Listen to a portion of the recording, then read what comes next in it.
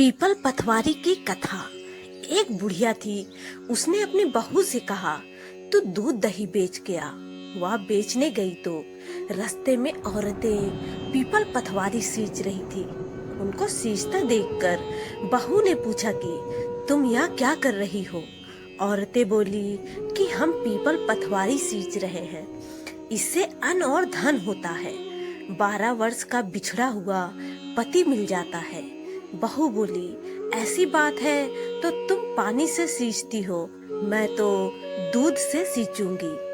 गुजरी बहू रोजाना दूध दही बेचने नहीं जाती। वह रोजाना दूध को पीपल में और दही पतवारी में सींचती। सास दूध दही का दाम मांगती तो कह देती, महीना पूरा हो जाने पर लाकर दूंगी। कार्तिक का महीना पूरा हो गया। पूर्णिमा के दिन बहू पीपल पतवारी के पास जाकर बैठ गई। पतवारी ने पूछा, तुम मेरे पास क्यों बैठ गई? बहू बोली कि सासू दूध दही का दाम मांगेगी। पीपल पतवारी बोली कि मेरे पास क्या दाम रखा है, ये भरा टिंडा पान पतूरा, इसको ले जा। बहू ने वही ले जाकर कोठरी में रख दिया और डर के मारे कपड़ा ओढ़कर सो गई। सासू बोली, पैसे ले आई बहू।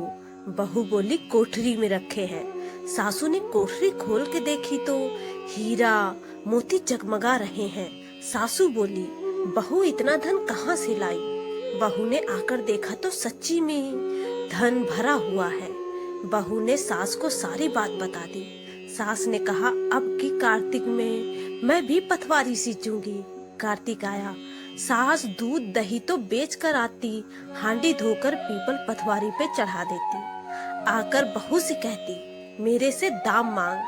वह कहती, सासू जी कोई बहू भी दाम मांगती है, मगर सासू कहती, तू मांग। बहू बोली, सासू जी पैसे ले आओ। तो सास पीपल पतवारी के पास जाकर बैठ गई। पीपल पतवारी ने सास को पान पतूरा भरा टिंडा दे दिया। उसने ले जाकर कोठरी में रख दिया। बहू ने खोल कर देखा तो उसमें कीड़े मकोड़े बिलबिला रहे हैं। बहू ने कहा, सासू जी यह क्या?